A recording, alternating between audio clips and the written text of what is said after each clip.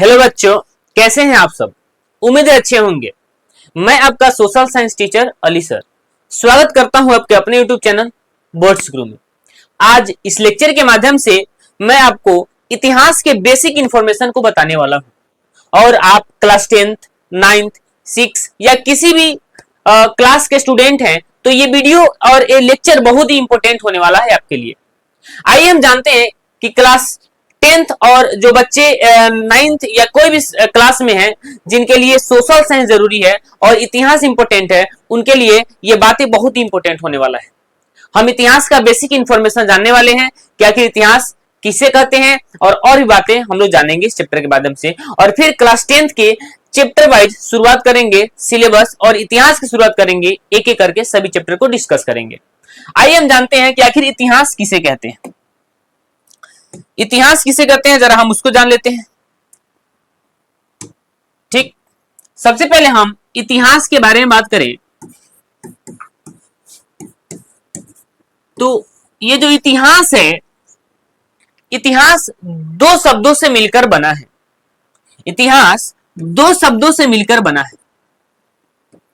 पहला शब्द है इति और दूसरा शब्द है हास। इति जो हास दो शब्दों से मिलकर बना है। इति का अर्थ होता है निश्चित। इति का अर्थ होता है निश्चित और हास का मतलब होता है घटना। अर्थात इतिहास के यहां से हम लोग डेफिनेशन जाने कि इतिहास में लोग टोटल जानेंगे कि निश्चित घटना के बारे में। और हम इतिहास के डेफिनेशन की बात करें तो इतिहास के डेफिनेशन इस हिसाब से बनेगा कि निश्चित घटना के बारे में जो हम लोग अध्ययन करते हैं उसे इतिहास कहते हैं।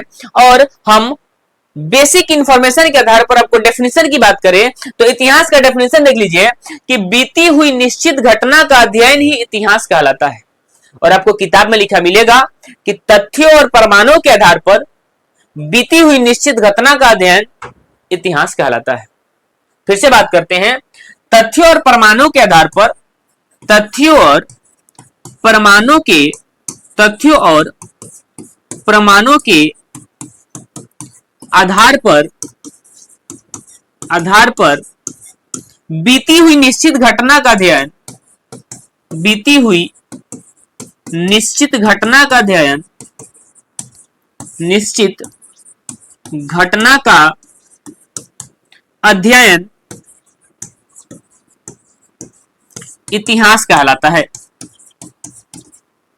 इतिहास कहलाता है। हम इतिहास का डेफिनेशन जाने कि इतिहास किसे कहते हैं तो तथ्यों और प्रमाणों के आधार पर इतिहासकारों द्वारा बताया गया कि बीती हुई घटना का निश्चित अध्ययन ही हम लोग इतिहास कहते हैं। ठीक है, फिर से जानेंगे, तथ्य और प्रमाणों के आधार पर इतिहासकारों द्वारा बताया गया कि बीती हुई निश्चित घटना का अध्ययन ही इतिहास कहलाता है। ये इतिहास का डेफिनेशन हुआ। और इतिहास के पिता की बात करें तो इतिहास के जो पिता है, इतिहास के पिता हैं हेरोडोटस। इतिहास के पिता हेरोडोटस को कहा जाता है जो यूनान के रहने वाले थे। इतिहास के पिता हेरोडोटस को कहा जाता है जो यूनान के रहने वाले थे। अब थोड़ा सा यूनान के बारे में हम लोग जान लेते हैं कि आखिर यूनान क्या है। देखिए, हम जैसा कि जिक्र किए हैं यूनान के बारे में, हेरोडोटस यूनान के रहने वाले थे। ठीक, और जो यूनान है यूरोप महादेश का, यूनान जो है यूरोप महादेश का एक छोटा सा देश है। यूरोप महादेश का एक छोटा सा देश यूनान है। ठीक है, और यूरोप जो महादेश है इसके अंतर्गत कई सारी देश आते हैं और यूरोप महादेश में ऑलमोस्ट 44 देश है। ठीक है, और यूरोप महादेश का एक छोटा सा देश है यूनान। और याद रखना, इस पृथ्वी पर टोटल 7 महादेश है। टोटल 7 महादेश है। ठीक, सातों महादेश का नाम हम एक एक करके जानेंगे और हम इस वीडियो के माध्यम से, इस लेक्चर के माध्यम से हम आपको बताने वाले हैं कि आखिर इतिहास का जो जन्म हुआ वो किस हिसाब से हुआ और इतिहास जो हम लोग पढ़ते हैं वह कितना जरूरी है। हर एक इंसान का कोई ना कोई इतिहास होता है। आपका भी कोई ना कोई इतिहास होगा। जैसे आपका कभी जन्म हुआ होगा तो जन्म से लेकर आज तक जब जो घटना बीत गई वो कहीं ना कहीं कोई ना कोई इतिहास होगा। जैसे आपका बाबा परबाबा होंगे, उनके बारे में कोई कहानी बताई जा रही होगी, तो वो जो कहानी हो गई वो निश्चित घटना हो गई और वह एक इतिहास है।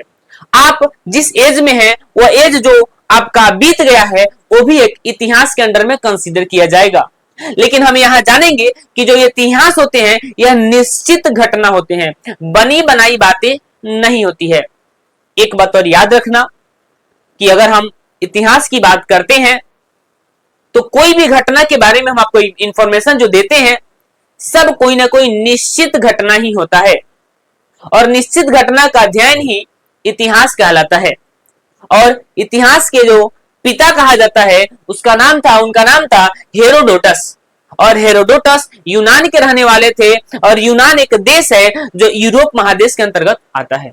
दुनिया में टोटल 7 महादेश है, दुनिया में टोटल 7 महादेश है, और सातों महादेश का एक बार हम जिक्र करें तो आइए हम देख लेते हैं। जो सातों महादेश है, ये जो महादेश है, जो 7 महादेश हैं, हम उन सातों महादेश का नाम एक बार रखते हैं।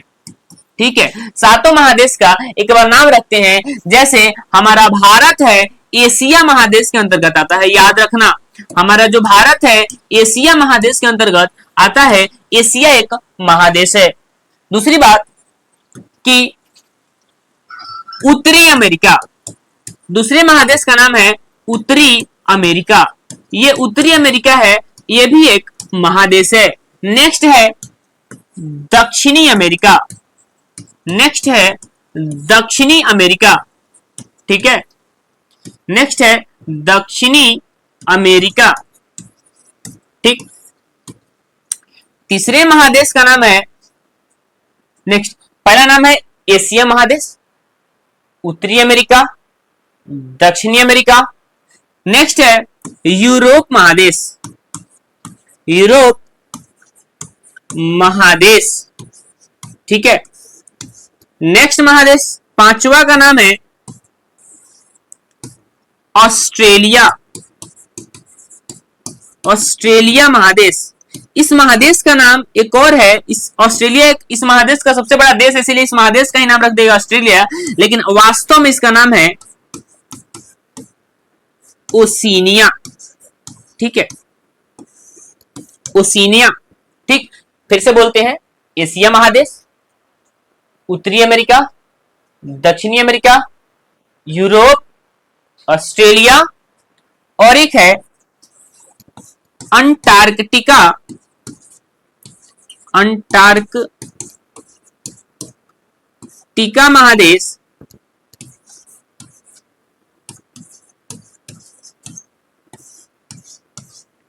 और छठा सातवां महादेश का नाम है अफ्रीका महादेश। ठीक है, अफ्रीका महादेश। एक बार देखेंगे ठीक से, ये महादेश है अफ्रीका महादेश। एक बार हम फिर से सातों महादेश का नाम रखते हैं, एशिया, उत्तरी अमेरिका, दक्षिणी अमेरिका, यूरोप, ऑस्ट्रेलिया, अंटार्कटिका और अफ्रीका महादेश। टोटल 7 महादेश है। हम इस महादेश के और बेसिक की बात करें तो एक वक्त था जब ये पृथ्वी पर मात्र एक ही महादेश था। फिर से बोल रहे हैं, आज जो 7 महादेश दिखाई देते हैं, इस पृथ्वी पर एक वक्त में एक ही महादेश हुआ करता था, और वक्त के अनुसार ये महादेश आपस में टूट गया और टूट करके 2 हिस्सों में बट गया, और वो 2 हिस्सा फिर से आपस में टूटा, और आज यह 7 महादेश के रूप में हमें दिखाई देता है। ये टोटल 7 महादेश है, और इसी महादेश के अंतर्गत दुनिया के सभी देश मौजूद होते हैं। ठीक, बेसिक इंफॉर्मेशन के अंतर्गत हम इतना जानेंगे। आगे हम लोग क्लास 10th के हिस्ट्री को डिस्कस करने वाले हैं, और क्लास 10th का सबसे पहला चैप्टर यूरोप में राष्ट्रवाद और उसका डिस्कशन करेंगे काफी बेहतरीन अंदाज में, काफी अच्छे से।